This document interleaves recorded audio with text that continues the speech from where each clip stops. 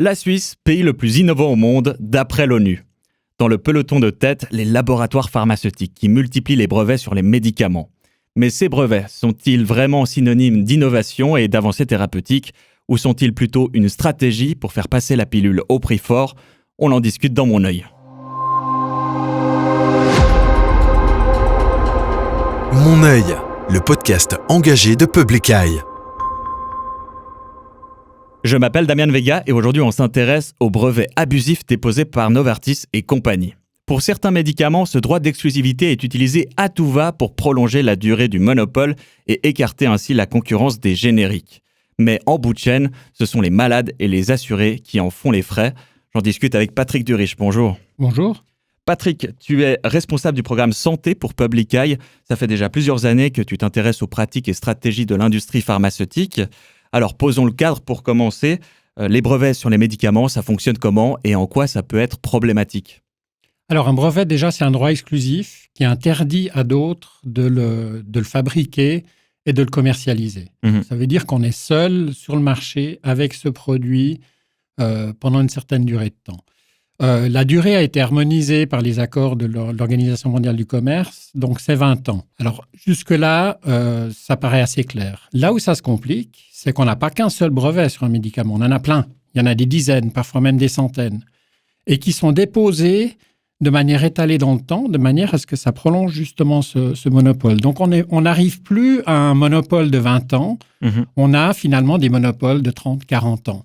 Donc un brevet, c'est un monopole qui dure 20 ans, en théorie du moins, et a priori on se dit que c'est légitime parce que l'industrie pharma doit bien pouvoir protéger l'innovation et la recherche qu'elle fait. Alors c'est clair, mais par contre, elle se repose beaucoup d'abord sur des recherches publiques. Tous les mécanismes d'action des médicaments sont recherchés essentiellement dans les universités. Ça, c'est un premier élément. Elle reçoit beaucoup de subventions publiques, elle reçoit beaucoup d'aides aussi pour développer ça. Donc ça veut dire qu'un brevet en soi, on pourrait se dire que le brevet dit primaire, c'est-à-dire le premier qui est déposé et qui consiste à protéger la molécule, on se dit pourquoi pas 20 ans, mais par contre, ce qui ne va pas du tout, c'est qu'on continue après. C'est qu'après, on en dépose d'autres, et encore d'autres, et encore d'autres. Et pendant ce temps-là, il n'y a pas de générique sur le marché. Donc, ça veut dire qu'on peut continuer la pharma peut continuer à commercialiser au prix fort pendant une durée de 30, 40, voire au-delà. Et que finalement, ceux qui en payent le prix, ce sont effectivement les patients, la société, les finances publiques. Tout ça pour engranger des profits. Notamment. Alors ça, c'est un premier élément. Et des médicaments lui-même. Et si c'est au prix fort, ça veut dire aussi qu'on a un problème de droit à la santé et d'accès aux médicaments. Parce que finalement, dans des pays notamment où il n'y a pas de système de sécurité sociale ou d'assurance sociale, les gens payent les médicaments de leur poche. Et s'ils ne peuvent pas se payer le nouveau brevet, le nouveau médicament breveté, eh ben, ils vont tout simplement pas avoir accès à ce médicament-là. Et l'autre élément, c'est que théoriquement, un brevet est délivré pour une invention, pour quelque chose qui amène une valeur ajoutée. Alors, encore une fois, on peut considérer le brevet sur la molécule en disant « ce médicament n'existait pas sous cette forme-là », donc ça mérite de récompenser son inventeur de manière à ce qu'il ait une exclusivité commerciale pendant une certaine durée. Mais les autres brevets, qu'est-ce qu'ils protègent? Ils protègent simplement des méthodes d'administration, des dosages, et finalement, le produit en lui-même reste exactement le même. Donc, il n'y a pas de valeur thérapeutique. On cherche simplement à prolonger une situation commerciale profitable pour une industrie pharmaceutique sur le dos des assurances sociales. Ça, c'est ce que tu décris dans ton enquête sur la multiplication des brevets dans le domaine des médicaments que tu as publié en août dernier. C'est quoi les principaux résultats? Donc, tu parlais de cette différence entre brevets primaires et secondaires. C'est quoi exactement? Alors, on a pris un exemple. C'est un médicament qui s'appelle l'Entresto. C'est un médicament qui est utilisé contre l'insuffisance cardiaque, commercialisé par Novartis. Alors d'abord, quelques mots sur l'Entresto. Novartis avait déjà commercialisé pendant 25 ans un autre médicament contre l'hypertension. Et simplement, ce qu'il a fait avec l'Entresto, c'est qu'il a combiné ça avec une autre ancienne molécule. Donc là, on peut déjà se poser la question, est-ce que c'est vraiment une innovation réelle ou une invention? Admettons. Ça, c'était le brevet primaire. Ça, c'était le brevet primaire. Admettons que ce brevet primaire, qui était déposé au début des années 2000, soit mérité, justifié. Là, il est échu. Actuellement, ce brevet n'existe plus. Par contre, il y en a 12 autres derrière aux États-Unis. Il y en a 8 autres derrière en Europe qui prolongent ce monopole jusqu'en 2040. Donc, c'est ça qu'on a voulu montrer, en fait, à travers cet exemple-là, et c'est de loin pas le seul. On a voulu montrer qu'il y avait un modèle d'affaires et une stratégie commerciale de l'industrie pharmaceutique pour prolonger ces situations d'exclusivité en déposant des brevets qui, à notre avis, ne devraient pas être mérités vu qu'ils n'amènent pas d'innovation, Mais ils portent sur quoi, alors, ces brevets ? De valeur thérapeutique ajoutée. Alors, c'est les modes d'administration, c'est le dosage, c'est les indications pour lesquelles ils sont utilisés. Mais finalement, le produit en lui-même ne change pas. Mmh. C'est toujours le même, depuis le début. Mmh. Simplement, on se dit, voilà, on va protéger d'autres choses. Un exemple frappant, c'est celui de l'insuline, par exemple, qui a été découverte il y a plus de 100 ans et qui est donc tombée dans le domaine public. Les médicaments antidiabétiques actuels qui utilisent encore l'insuline sont toujours protégés par des brevets. Alors, pas sur l'insuline même, mais sur les dispositifs qui permettent d'administrer de l'insuline. Donc, on voit bien qu'il y a toute une stratégie derrière pour verrouiller un marché et pour empêcher d'autres d'y arriver. Et sur des médicaments très vendus. Finalement, des médicaments très vendus qui ont été souvent qui sortent de la recherche publique et que finalement, la pharma décide de privatiser et de rentabiliser au maximum. Si l'épisode vous a plu jusque-là, abonnez-vous et partagez-le autour de vous. C'est la meilleure façon de soutenir le podcast. Dans ton enquête, tu vois qu'il y a des différences assez importantes entre différents États en matière de propriété intellectuelle. Tu penses que les États jouent leur rôle pour protéger le droit à la santé de leur population ? Non, ils ne jouent pas leur rôle. Et ce qui est révélateur, c'est que finalement, la politique des brevets, c'est l'État qui délivre des brevets. Mmh. Donc finalement, la politique et la manière finalement d'examiner les brevets est une affaire essentiellement politique. Mmh. C'est-à-dire qu'il y a tous les pays, les États-Unis, l'Europe, l'Union européenne, la Suisse, le Japon, qui ont d'énormes compagnies pharmaceutiques chez elles, sont finalement des autorités qui délivrent beaucoup de brevets parce qu'elles estiment que ça fait prospérer l'économie, que c'est pour la prospérité du pays. Et donc, c'est une affaire essentiellement politique. Par contre, d'autres pays qui ont décidé de mettre des garde-fous en place, comme l'Inde, comme le Brésil, comme d'autres encore, ont décidé de restreindre les critères d'octroi de brevets. Mmh. Ils ont le droit de le faire, d'après les accords de l'Organisation mondiale du commerce. Ils ont une marge de manœuvre pour le faire. Et ils estiment que des brevets ne devraient être délivrés que s'ils amènent une réelle valeur ajoutée. Donc c'est pour ça que selon les pays, en fait, là, le taux d'acceptation des brevets varie. Oui, parce que le brevet est un droit territorial. Il n'y a pas de brevet valable dans le monde entier. Mmh. Si une entreprise veut protéger son produit, il est obligé d'en faire la demande dans toutes les juridictions. Dans votre enquête, vous parlez des États-Unis comme un Eldorado pour l'industrie pharmaceutique. Mais au début de l'année, de cette année 2024, il y a eu plusieurs CEO de la pharma qui sont passés devant le Sénat états-unien pour s'expliquer sur leur stratégie, justement concernant leur dépôt de brevets, dont le big boss de BMS, Bristol Myers Squibb. Je te propose de regarder un extrait. Nous nous sommes engagés à continuer à faire baisser le prix des médicaments aux États-Unis. Et je serais ravi d'avoir l'occasion de faire baisser le prix d'Eliquis aux États-Unis. Combien de génériques de ce médicament un patient aux États-Unis peut-il se procurer en pharmacie aujourd'hui ? Sénatrice, aux États-Unis, il n'y a pas encore de générique disponible. C'est vrai, il n'y a aucune version générique d'Eliquis disponible pour les patients, même si les brevets originaux sur le médicament ont commencé à expirer en 2019. Votre société a intenté une action en justice pour bloquer, jusqu'en 2028 au plus tôt, 2 génériques approuvés sur le marché américain. C'est exact ? C'est exact. Nous avons donc 2 génériques prêts à être commercialisés. Votre brevet original a largement expiré, mais vous essayez toujours activement d'empêcher l'arrivée des génériques sur le marché. Dans cette vidéo, on voit qu'il y a tout un monde entre les belles paroles des patrons de la pharma et leurs pratiques réelles. C'est fréquent comme ça qu'ils doivent venir faire des relations publiques devant le Sénat états-unien? Alors oui, c'est très américain de le faire devant le Sénat. D'ailleurs, je rêverais que le Conseil des États en Suisse fasse de même avec nos CEO des pharma suisses.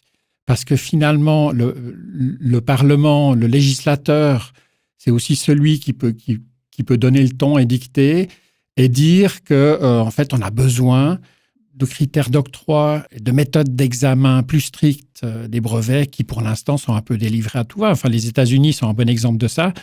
L'Europe, parfois, c'est contesté, mais elle en délivre quand même beaucoup. On avait fait, à l'époque, une opposition à un brevet de Novartis sur un anticancéreux. Novartis a révoqué ses brevets avant tout débat contradictoire. Donc, ça veut bien dire qu'il redoutait la publicité négative et le fait de devoir perdre un brevet en étant confronté à une ONG, et que finalement, ce brevet n'aurait jamais dû être délivré, tout simplement. Donc, on voit bien qu'il y a des méthodes laxistes d'octroi de brevets qui sont aussi des armes politiques des différents États qui hébergent les grandes pharmas. C'est ça qui doit changer. Donc, pour toi, c'est plutôt un bon signal, ces auditions devant le Sénat, des choses commencent à bouger? Alors, c'est un bon signal pour autant qu'ensuite, il y ait une législation qui se mette en place. C'est une manière de montrer et de mettre des CEO des pharmas devant leurs responsabilités au vu et au su de tout le monde, finalement. On voit bien dans cet extrait que le CEO est très emprunté. Il ne sait même pas. Il y a eu des passages aussi où il disait « je ne sais pas combien il y a de brevets sur un médicament ». C'est quand même fou. Donc, en gros, ils amassent des brevets, mais ils ne savent pas quel nombre il y en a. C'est révélateur aussi. L'Entresto, le brevet primaire de l'Entresto, ce médicament contre l'insuffisance cardiaque de Novartis, est aussi échu. Et jusqu'à très récemment, il n'y a toujours pas eu de générique sur le marché parce que Novartis a initié des poursuites judiciaires, un peu comme c'était montré dans cet extrait. Justement, parlons-en. C'est une stratégie aussi courante, ça, d'en revenir à la justice pour encore allonger le durée du monopole? Alors oui, parce qu'il y a un effet suspensif. Dès qu'il y a une action en justice, tout s'arrête jusqu'à ce qu'il y ait un verdict. Donc on gagne quelques années encore. Alors Novartis a déposé 25 plaintes contre 18 firmes de génériques, rendez-vous compte, qui avaient l'intention de commercialiser une version de générique de l'Entresto, justement parce que le brevet primaire était échu. Ça s'est initié en 2019. Aujourd'hui, en 2024, il y a eu un seul verdict provisoire et Novartis a fait appel. Donc, ce n'est pas encore terminé. Et un deuxième verdict où il y a probablement une entente entre Novartis et la firme de générique poursuivie. C'est tout. Mais ça concernait 9 brevets. Donc, imaginez le temps qu'il va falloir pour démêler toutes ces... L'investissement vaut le coup pour Novartis. Pendant 5 ans, il n'y a toujours pas eu de générique commercialisé aux États-Unis. On ne parle pas que de procédures judiciaires entre pharma. Il y a aussi des attaques contre les agences de régulation et l'État. Alors, un exemple récent, c'est lorsque le gouvernement des États-Unis, donc l'administration Biden, avait décidé de mettre en place un contrôle étatique des prix pour une assurance des plus de 65 ans. L'Entresto figurait parmi les médicaments dont le prix devait être négocié. Qu'a fait Novartis? Ils ont poursuivi l'administration Biden. Donc, on voit bien que les pharma n'hésitent pas à contrer toute tentative des États de remettre un peu d'ordre dans ce marché du médicament et de réguler cette industrie omnipotente. On l'a encore peu mentionné, mais la pharma, c'est un secteur très rentable, aussi très opaque. C'est facile d'obtenir ces informations que tu as collectées pour ton enquête? Alors, c'est un peu un travail de fourmi, effectivement, parce que on n'a pas une page qui résume tout, donc il faut reconstruire le fil historique, il faut faire des recherches. D'où vient cette molécule, comment est-ce qu'elle a été mise en place, rechercher aussi un peu les chiffres autour de ça, les données, les statistiques autour de ça, et puis aller sur les sites spécialisés, notamment de la justice des États-Unis, qui permettent de reconstruire le fil. Enfin, quand on a 25 plaintes contre 18 firmes de générique, on voit bien qu'il y a toute une toile de choses à aller décortiquer. Donc l'information, elle est là, elle est disponible, mais par contre, la collecter et en faire une histoire cohérente, ça t'a pris des mois. Ça m'a pris des mois et surtout, il faut concilier plusieurs histoires. C'est-à-dire que si on regarde juste les litiges judiciaires, on a une partie de l'histoire. Par contre, si on regarde comment ce médicament a été développé, quelle est sa valeur thérapeutique, est-ce que les nouveaux brevets amènent vraiment une valeur ajoutée ou pas?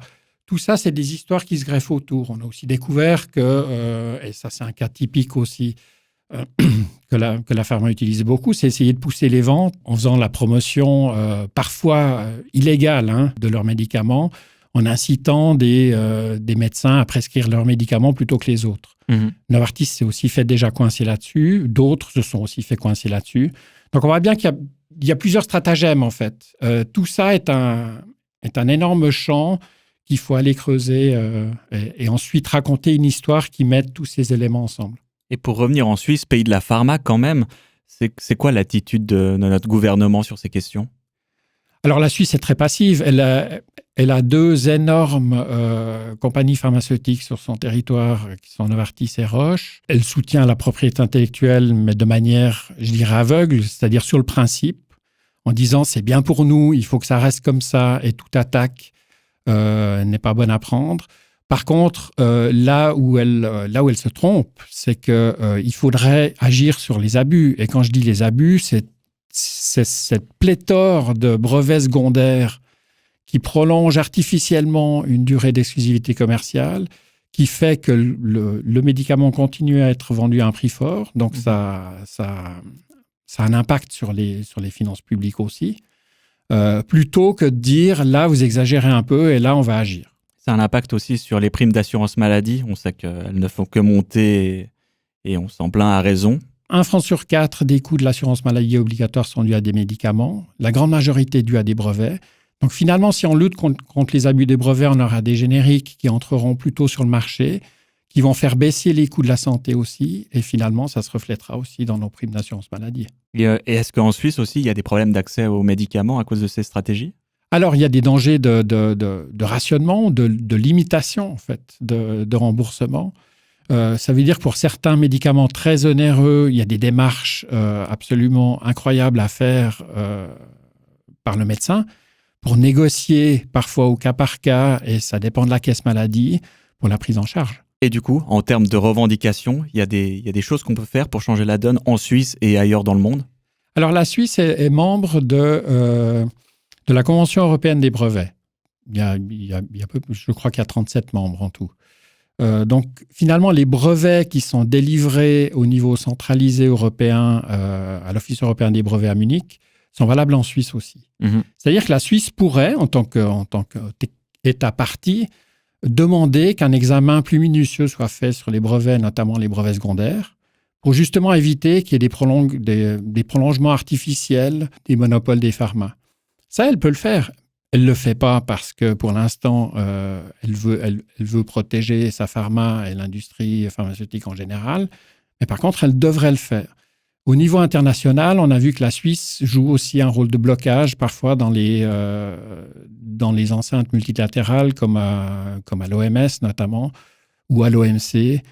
Pendant le Covid, il y avait cette idée de demander une suspension temporaire des droits de propriété intellectuelle pour permettre justement une production décentralisée des vaccins, traitements et autres. La Suisse a bloqué. À l'Organisation mondiale de la santé, on négocie actuellement un traité pandémie. Là aussi, il y a des aspects de brevets, droits de propriété intellectuelle. La Suisse est dans des positions de blocage. Donc, finalement, elle doit aussi changer d'attitude et prendre à cœur aussi son devoir de protéger les citoyens et les finances publiques et agir contre ces abus qui sont manifestes dans le domaine de l'industrie pharmaceutique. On espère évidemment que nos autorités t'entendront. Merci beaucoup, Patrick Durich, d'être venu et pour cette analyse. Merci. Et merci à vous pour votre écoute. Si le sujet vous a autant passionné que moi, l'enquête se trouve en description d'épisodes ainsi que d'autres sources. C'était Mon œil, le podcast engagé de Public Eye qui regarde là où les multinationales voudraient qu'on détourne le regard. À bientôt. Mon œil, le podcast engagé de Public Eye.